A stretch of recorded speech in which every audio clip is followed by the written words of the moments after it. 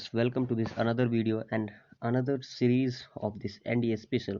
तो चलिए शुरू करते हैं। आज बाइनोमियल थ्योरम्स के कुछ ट्रिक्स एंड हैक्स बताने वाला हूँ जिसमें आप ज़्यादा टाइम वेस्ट ना करेंगे और एग्जाम में पॉइंट टू पॉइंट सवाल का जवाब देंगे। चलिए, जैसा कि आपके सामने लिखा हुआ है, sum of all the coefficient in any expansion of the binomial theorem.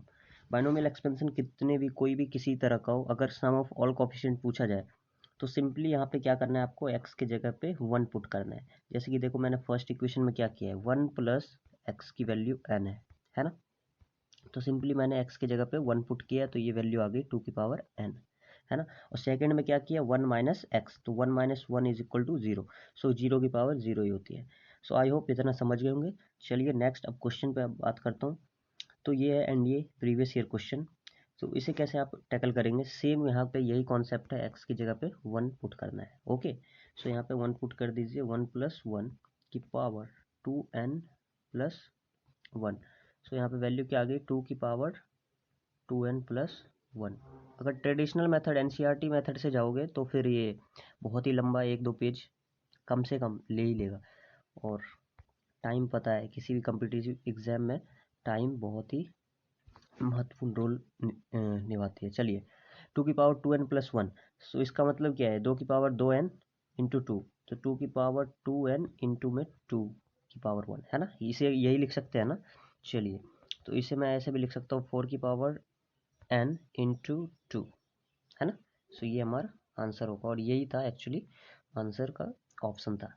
तो आई होप इतना समझ गए होंगे आप।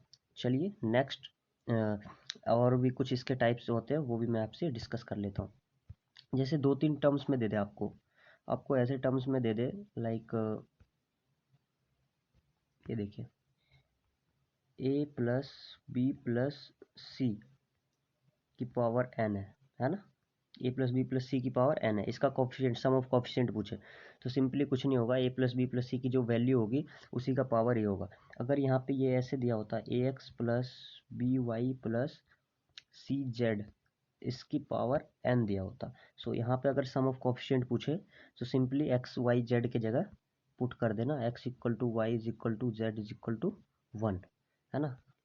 तो यहाँ से सिंपली वैल्यू आपकी आ जाएगी। तो चलिए एक क्वेश्चन आपको मैं इस पर करवाता हूँ जो भी बताया मैंने। देखिए ये रहा क्वेश्चन। जैसे यहाँ पे ये 2x माइनस 3y प्लस 4, इसका पावर है, पावर दे दिया मैंने ये 2। चलिए, अब अगर इसमें पूछा जाए आपको sum of the coefficient find कीजिए, find the sum of all the coefficients of this binomial expansion. So बच्चे आप कैसे निकालोगे इसका एक्सपेंशन, मैंने अभी सिंपली बताया, x के जगह 1, y के जगह 1, और ये जो कोफिशिएंट टर्म है उसको ऐसे ही रहने दो, है ना, उसको ऐसे ही रहने दो। सो चलो 2 माइनस 3 प्लस 4, अगर 1 1 पुट किया तो यही आएगी ना। हाँ चलो, सो देखो यहाँ पे 4 2 6 में से 3 3, 3 का स्क्वायर कितना हो जाएगा, 3 का स्क्वायर कितना हो जाएगा बच्चों, 9। सो ये हमारा राइट आंसर, मतलब ये मैंने एज इट इज़ कैसे भी बना दिया आपके सामने एज यूजुअल, है ना। तो आप कुछ भी बना सकते हो और पेपर में ऐसे ही क्वेश्चन आते हैं, कोई ऊपर से नहीं आता, कोई 30 मार्क खान टाइप का, ऐसे ही क्वेश्चन है, बस आपको समझने की देर है। चलिए, आई होप आप समझ गए होंगे, ABC जितने भी कॉन्सेप्ट हैं आप अच्छे से समझ गए होंगे। चलिए नेक्स्ट आगे बढ़ते हैं अगले टाइप्स पे, जिसमें कि आपको यहाँ दिखाता हूँ मैं। ये रहा, जैसा कि आपको यहाँ पे बताया गया है कि term independent of x, term independent of x, जिसमें एक्स ना हो, जिसमें एक्स हो ही ना, मतलब कि कांस्टेंट टर्म आपको फाइंड करना है सिंपली, अगर देखा जाए तो ऐसे, है ना। सो इसे अगर एनसीईआरटी में सॉरी, अगर इसे आप एनसीईआरटी मेथड से करोगे, एनसीईआरटी मेथड जो कि बुक में आपने 12th में किया होगा, सो उस मेथड से आपको बहुत टाइम लगेगा बच्चों, बहुत टाइम, बिलीव मी। बट ये जो मैंने यहाँ पे लिख रखा है, इस मेथड से करोगे, सिंपली प्रैक्टिस अगर आपकी है तो 1 मिनट के अंदर कर दो, 1 मिनट के अंदर, और 1 मिनट के अंदर करना कोई आम बात नहीं है। चलिए, सो यहाँ पे सिंपली एक ये है एक्सपेंशन, जैसे ए एक्स की power p b by x q n, आप समझ रहे हो कि क्या लिख दिया, यहाँ पे कुछ नहीं लिखा, देखो मैं एक नीचे क्वेश्चन लिख के दिखाता हूँ, 3x² plus 1 bye 5x³ upon 6। Simply आप इसे मैच कर लो, इससे यहाँ से वैल्यू निकाल लो, ये हो गई ए की वैल्यू, ये हो गई बी की वैल्यू, ये हो गई पी, ये क्यू और ये एन, है ना। और यहाँ पे आर निकालने के लिए मैंने क्या वैल्यू दिया, r is equal to n p y p plus q. और सिंपली जब ये निकल जाए, आर की वैल्यू निकल जाए, तो आप सिंपली यहाँ से इस फॉर्मूले से कर सकते हो, एन सी आर ए की power n minus r and b की पावर आर। ये सिंपली एक्सपेंशन है बाइनोमियल का, इतना आता होगा आई होप। चलिए इसे मैं अब सवालों में यूज़ करके दिखाता हूँ कैसे ये होता है एक्चुअली सवाल में यूज़। सो पहला क्वेश्चन ये रहा आपके पास, find the independent term independent of X, है ना। इसमें निकालना है टर्म इंडिपेंडेंट ऑफ एक्स। तो चलिए जल्दी में कैसे करते हैं, आर की वैल्यू निकालिए पहले फटाफट। आर की वैल्यू क्या आएगी, 6 into n p, 6 into p क्या है, 2 है, पी यही है ना बच्चों, 2। हाँ, सो 6 into 2 upon P plus Q, 2 plus यहाँ पे नीचे एक्स की वैल्यू क्या है, 1 है ना। एक्स की पावर क्या है, 1 है, 2 प्लस 1, तो क्या 6 दूनी 12/3, तो 12/3 ये कितनी बार में कट जाएगा, ये कट गया सिंपली 4 बार, तो आर की वैल्यू 4 आ गई है। क्या आ गई, आर की वैल्यू 4। अब सिंपली आप निकाल दो यहाँ से, है ना। अब इसमें कुछ ज़्यादा है नहीं।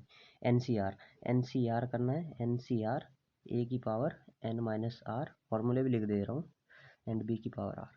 सो यहाँ से ए की वैल्यू आप निकाल सकते हो, ए हो गया 3/2, क्या हो गया 3/2, ए हो गया 3/2 और बी हो गया 1/3, माइनस की 1/3, माइनस की 1/3। चलिए ए की वैल्यू 3/2, बी की वैल्यू -1/3। सो एन की वैल्यू कितनी है, एन की वैल्यू 6 है, 6c4 और ए की value 3/2, n minus r, 6 minus 4 कितना हो जाएगा 2, एंड बी की वैल्यू -1/3, इसकी वैल्यू कितनी हो जाएगी आर, आर कितना है 4 है। अब सिंपली अब इसे क्या करो, सॉल्व कर दो, 6c4, तो कैसे सॉल्व करते हो, 6 इंटू 5 अपॉन 6 माइनस 4 2, है ना, 6 माइनस 4 2 फैक्टोरियल, सो 2 से यहाँ मल्टीप्लाई कर दो, 3 इंटू 5 इंटू 9/4 इंटू 1/9 इंटू 9, है ना। 3 की पावर 4 क्या होगा, 81 होगा ना, 9 से 9 कैंसिल एंड 3 से 3 कैंसिल, तो ये क्या होगा 5, नीचे 4 इंटू 3, तो 5/12। आंसर क्या है, सिंपली 5/12। चलिए ये है आपका आंसर, ये है आपका आंसर है बच्चों। चलिए आई होप आप समझ गए होंगे, कैलकुलेशन तो आप इतना समझ ही सकते हो, है ना। कैलकुलेशन करने में इतना टाइम लगा है, मैं आपको समझा रहा हूँ इसलिए। बाकी आप जब करोगे ना, बिलीव में प्रैक्टिस हो जाने के बाद ये क्वेश्चन आपको बिल्कुल हलवा क्वेश्चन लगेगा। चलिए नेक्स्ट आगे प्रैक्टिस करवा देता हूँ 2-3 क्वेश्चन और।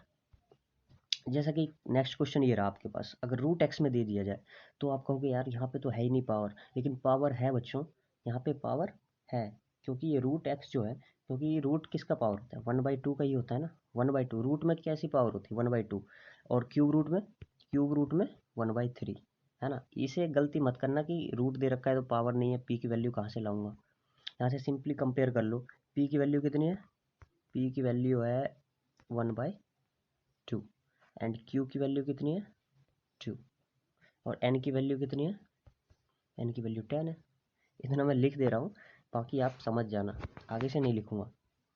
सो यहाँ पे अगर आर निकाला जाए, आर बोले आपसे निकालने के लिए, r is equal to n p 1/2 into 10 5, है ना, पी प्लस क्यू इन दोनों को ऐड करो, तो 1/2 प्लस 2, 4 1 5/2, 2 ऊपर जाएगा, ये 5 से 5 कटेगा, तो यहाँ पे 2 आ जाएगी आर की वैल्यू 2।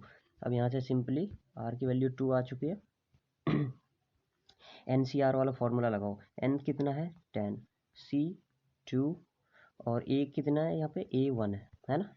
एक्स का कोफिशिएंट क्या है 1 ही है ना, कुछ नहीं है आगे, तो 1 की पावर 10 माइनस 2 8 एंड 1/3 बी, ये बी की वैल्यू 1/3 है, तो बी की पावर यहाँ पे आर।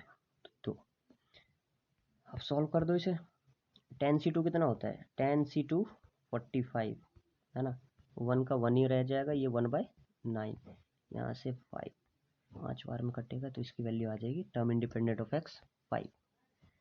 आई होप आप इसे भी समझ में आ गया होगा आप सभी को। चलिए देख लीजिए कैसे किया मैंने, बस ए बी सी और पी क्यू पे आपकी पकड़ बन गई ना, और फॉर्मूला याद हो गया, r is equal to n p plus p plus q, so independent term निकल जाएगा आपसे। चलिए नेक्स्ट ये लास्ट क्वेश्चन है, एंड आई होप आप समझ गए होंगे, ये क्यूब रूट वाला है जो मैं पहले डिस्कस कर रहा था अभी। सो यहाँ पे भी n की वैल्यू 18, p की वैल्यू 1/3 एंड q की वैल्यू बच्चों 1/3। सो यहाँ पे r की वैल्यू कैसे निकलेगी, r की वैल्यू np 18 इंटू 1/3 6, 18 इंटू 1/3, मैं जो बोल रहा हूँ ध्यान से सुनना, मैं लिख नहीं रहा हूँ उतना, 18 into 1/3 6 and p plus Q, 1/3 plus 1/3 कितना हो जाएगा 2/3, है ना। तो 3 से 3 कट गया, 3 ऊपर जाएगा तो ये कितना हो जाएगा 9। सो आर की वैल्यू कितनी आ गई बच्चों 9, आर की वैल्यू 9 आ गई। अब देख लो ए और बी, ए 1 है और बी 1/2 है ना, ए 1 है और बी 1/2 है।